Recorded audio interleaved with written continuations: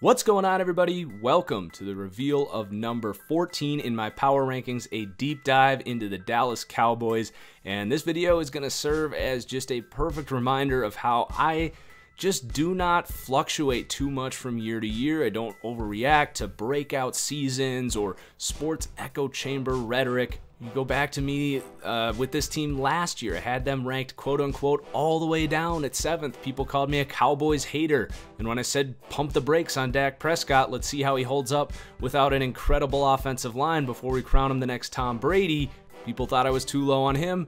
Now people might think I'm too high on Dak Prescott. So that's just the way it goes. Anyway, in this video, we're going to run through this whole roster, rank this team positionally, how they stack up with the rest of the league, and then we'll take a look at the schedule and really talk about my expectations and win total predictions for this team. Before we do that, though, just overall look here, I do think this team is much closer to what they were in 2015 than what we saw last year. I think this defense is going to be a little underrated coming into the year. I think this offensive line should be back. You get Zeke back for the full year. So I think it's important to not just write them off because, while they did win 9 games last year, some people seem to have forgotten that, despite the fact that a lot of things went wrong for this Cowboys team. So straighten some things out. I think they will be back as a serious contender, at least for the playoffs in 2018. So let's get into it here. Rank these positions, starting, of course, with the quarterback, Dak Prescott, coming in at 19th in my rankings. So coming off of his rookie year, I compared him to Andy Dalton. A lot of people gave me flack for that, and now there's people that think he's worse than Andy Dalton. Look, you give him time, and he can play at an MVP level like we saw from him as a rookie, like we've seen from Andy Dalton back in 2015. Or another good comparison, I think, is Alex Smith, which I actually lean a little bit more towards Dak turning into Alex Smith as far as his career than Andy Dalton, who I think has very much stagnated.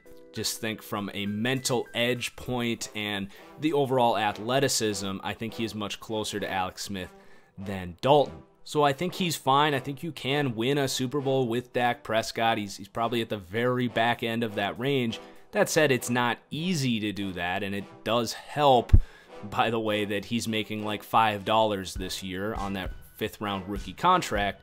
The nice thing also about that contract is this team has 2 years now to decide if Dak Prescott is the future here, because yeah, he's a nice quarterback, but if he's going to ask for $25 million, just look at this thing logistically. You're going to be paying your offensive line close to $60 million. For those 3, maybe closer to 50. You're going to have to pay DeMarcus Lawrence if he repeats. I don't see any reason why he wouldn't. So that's another 20 mil. You're going to have to pay Zeke probably 14, 15 mil if Le'Veon Bell gets what he wants.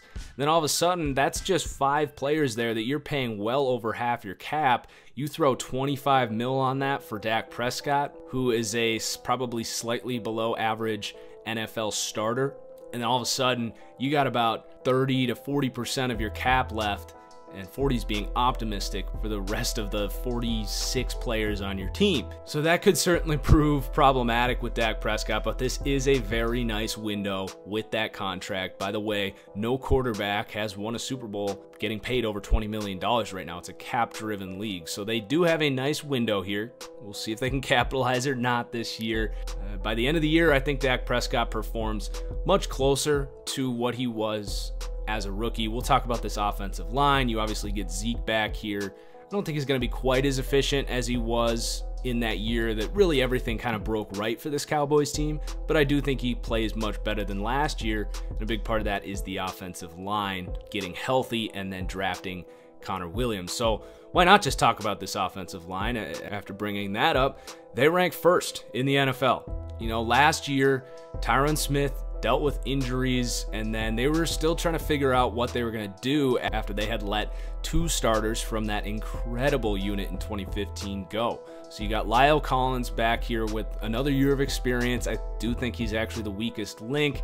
I think he's going to play at right tackle, but then they draft Connor Williams, a stud lineman set to play guard here. Will plug in right next to Tyron Smith, Travis Frederick. You got Zach Martin. It's just the best line in football, and I don't think there's that much of an argument to be had. Yes, La'el Collins had some ups and downs last year, but it's not the worst, weakest link. And you got Cam Fleming there as a fallback option if La'el really doesn't develop at all. So I love the line. It's a big reason. Obviously, I'm so much higher on this Cowboys team. And then you go to the running back. They rank 4th. With Zeke Elliott coming back, should be able to stay healthy and play all 16 games. You could tell last year that he is a big link on this team. They just were not the same without Zeke. And, you know, I'm definitely an advocate for running back is not that important. And you can tell by the way I calculate my power rankings, I do believe that.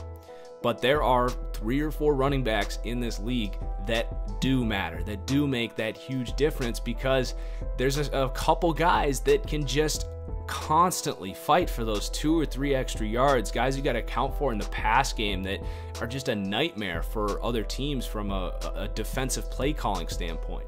And Zeke Elliott definitely fits in that category with, I think, Todd Gurley, Bell, and David Johnson. So while it's not reflected in the way I calculate these power rankings, there is some hidden value in having one of those elite running backs.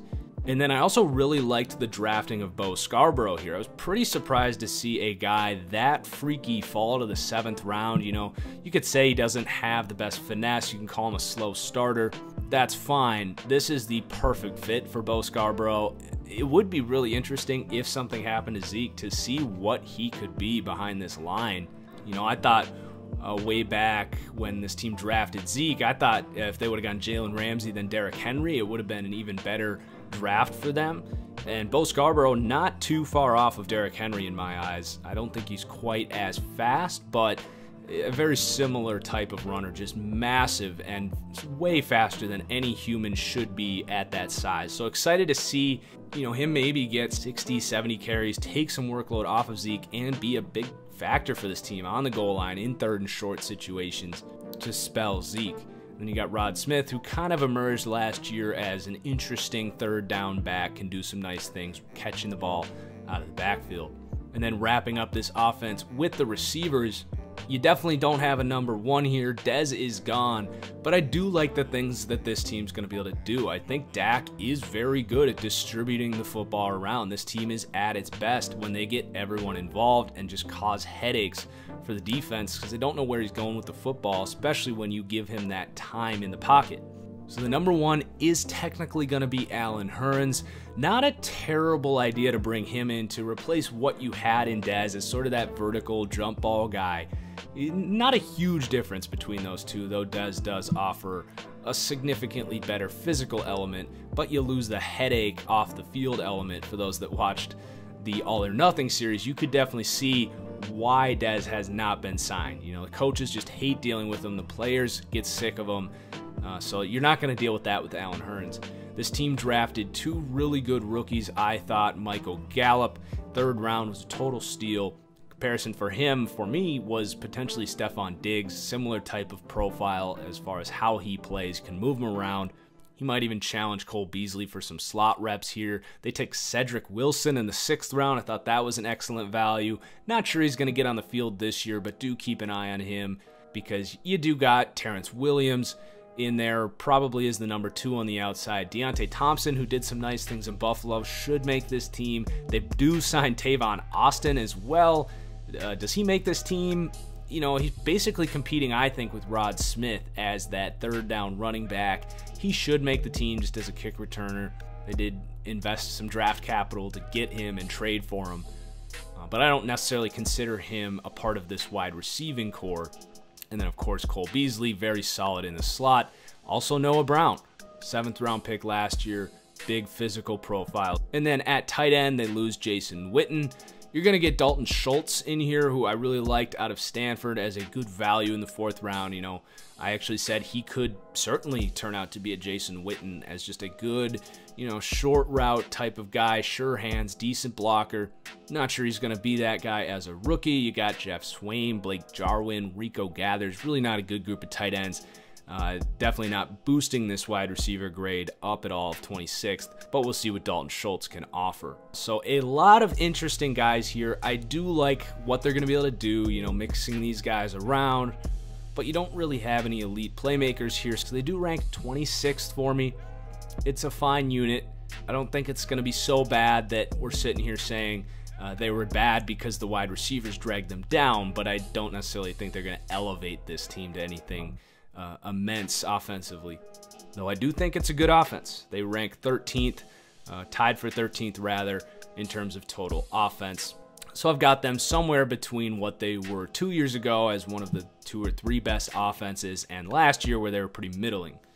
So then moving on to the defensive side of the ball, where this team ranks 16th. So I am projecting this defense to be a decent chunk better this year. And I think they were a little underrated last year just based on what DeMarcus Lawrence was able to do. You know, a lot of people really weren't paying attention to this Cowboys team, surprisingly, as they were winning some games based off their defense last year. And I think that's going to continue this year and pair really well with how this team's probably going to be the #1 running game in the NFL. So let's start with the run defense here. Of course, in the front 7, we break this up by run defense, pass rush, and linebacker, really focusing on the coverage ability of the linebackers, which is so important in the modern game. So run defense is going to be somewhat of a liability here, though run defense is diminished in terms of the importance for my power rankings. That's just because there's really not a massive difference between the 1st and 32nd team. It's more of a week-to-week thing, and matchup-wise, and whether you're playing at home or not, a lot of factors can play into a team playing really well against the run, and it's a passing league. Anyway, run defense, they do come in 25th. You know, they're pretty soft up the middle. Malik Collins, David Irving, they do trade for Jihad Ward, but really nothing you're too excited about up the middle there from a run defending interior standpoint. But I do love the way these linebackers play the run, specifically Sean Lee. He's got to stay healthy for this 16th defensive ranking to hold up. He's a pivotal point. We just see every year, every time he misses games, which is every year, that this defense is not the same. And then they draft Leighton Vander Esch. I tended to be a little lower on him. There's no denying the physical upside, but I just didn't see the same, you know, instincts and nastiness inside the trenches that a lot of scouts were really hyping him up as. I didn't see it. So we'll see what he can be. So again, 25th rather for run defense. And then the pass rush, this is the heart of why I'm optimistic about this defense. It all starts with DeMarcus Lawrence, who absolutely broke out last year. If it weren't for Aaron Donald, he would have been my vote for Defensive Player of the Year. Do not think there's any chance this team won as many games as they did last year without DeMarcus Lawrence. And then you got some decent pass rushers next to him. Taco Charlton in his 2nd year, pretty quiet rookie year, but he showed some things. I think he'll be pretty solid. And Tyrone Crawford as well is not terrible. They draft Dorrance Armstrong in the 4th round. Really excited for the potential of this being a Lawrence and Dorrance combination. 1 and 2 punch there. We'll see. He definitely has some serious upside out of Kansas. Young guy, continued to develop every year, put on weight. I like his career trajectory a lot. And then I like what David Irving offers on the inside as well from a pass rush standpoint. So some people are going to think this is crazy, ranking them 6th for pass rush, just like the Titans were also tied here at 6th, both above Jacksonville. A lot of people still criticizing my ranking of Jacksonville at 23. Look, Jacksonville was 10th in the NFL in hurries last year. Tennessee was 3rd. Dallas was 7th. So, you know, that's a little backing for why these guys do rank ahead of Jacksonville. Also, just the fact that I don't think Jacksonville has what Dallas has in DeMarcus Lawrence. I like Yannick Ngakoue. I like Calais Campbell. But Lawrence had 20% more hurries than those guys. He's just another step up in terms of consistent pass rush, I believe. And then we move on to these linebackers here. Talked about him a little bit already. Obviously, Sean Lee, we know what he can offer. This team does rank tied for 7th. That is projecting a Sean Lee that's going to play for, 12 or 13 games, probably going to miss a few. And then projecting Leighton Vander Esch to be an impact here as a rookie, even if I am a little bit lower on him. He definitely is going to bring a nice element in terms of that sort of Brian Urlacher-like massive athletic body in coverage, even if he's out of position at times, which I am projecting him to, be a little bit of a transition here into the NFL in terms of understanding coverages. But with that length, he's going to be able to break up some passes that most people just can't at that size. And then Jalen Smith, do they get anything from him? He had an up and down year. He's going to be sort of the third linebacker here. It is nice now that, you know, you've got Van Der Esch there. If Sean Lee goes down, you still got Jalen Smith and Van Der Esch. It's not the best combination there, but you've got some depth. Also, Damian Wilson, okay backup. He's been a starter here, so he's got some experience. They bring in Joe Thomas to help in coverage from Green Bay. And then they draft Chris Covington in the 6th round as well. So they're really trying to get some new depth in here. They lost some bodies in the offseason. So tied for 7th. I consider this one of the better linebacking groups in the NFL. I respect the fact that this team has invested in that position because other teams have been slow to catch on to the fact that you need athletic linebackers in the modern league, and they have definitely tried to address that. Credit that potentially to Jerry Jones, who I think is underrated as a roster builder. You look back to what he did with this offensive line too, totally saw a trend that the league was going small, and he just went big and just drafted offensive linemen in the 1st round in 3 or 4 years. And sure enough, 2 years later, offensive line, you could argue, is more valuable now than it ever has been, especially when you factor in how these guys just aren't developed in college. Anyway, I digress. Let's get back here to the secondary. Another weakness for this team, but they do have some really exciting youth here, I think. So they come in tied for 26, but they have the potential to show up much better than that. So at corner, they're actually moving Byron Jones to corner.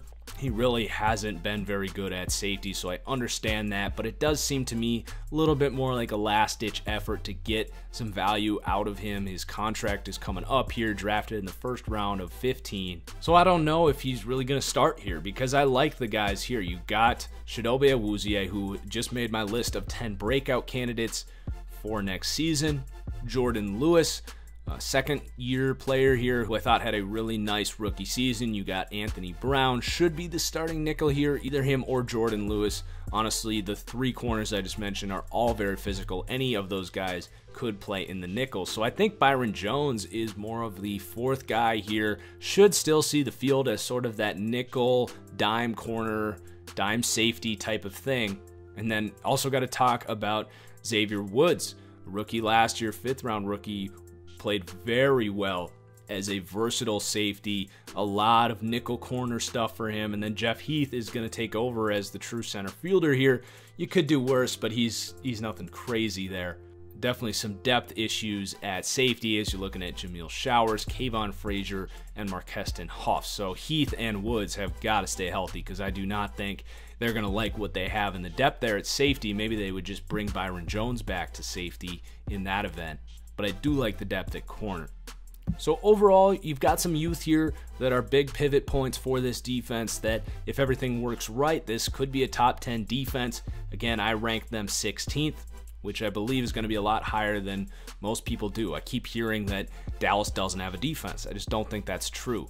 They're just a little young in the 2nd and 3rd levels of the defense. And then you look at the coaching culture here. Look, I'm not the biggest Jason Garrett guy, but from a culture standpoint, you do have a lot of consistency here.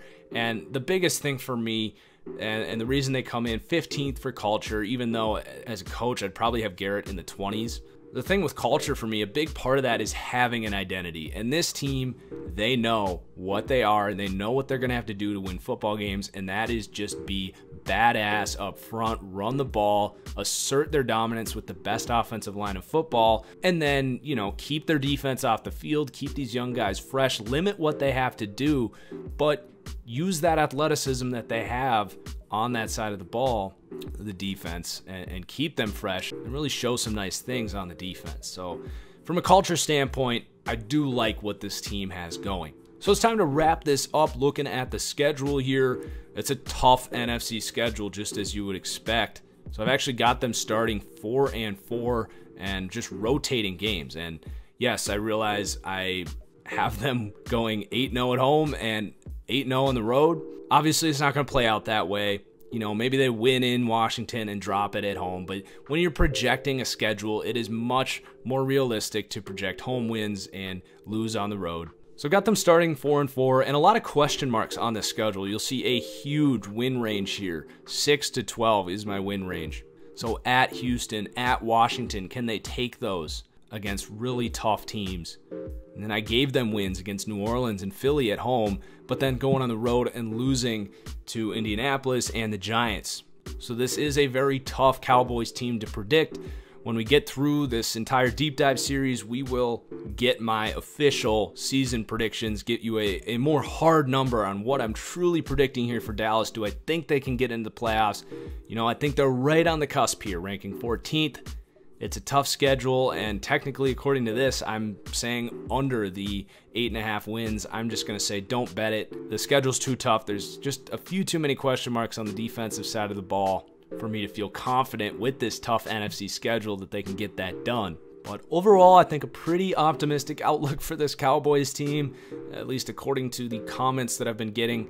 A lot of people think this team should be much lower. If you're a Cowboys fan, let me know your thoughts. If I missed anyone that you think could have a big year, what are your expectations in terms of win total, Super Bowl question mark? Non-Cowboys fans, what do you think? Too high, too low? Just let me know in the comments below. If you enjoyed the video, if you learned something, hit that like button. It really helps me out more than you know. Cheers as always, guys. We'll see you next time.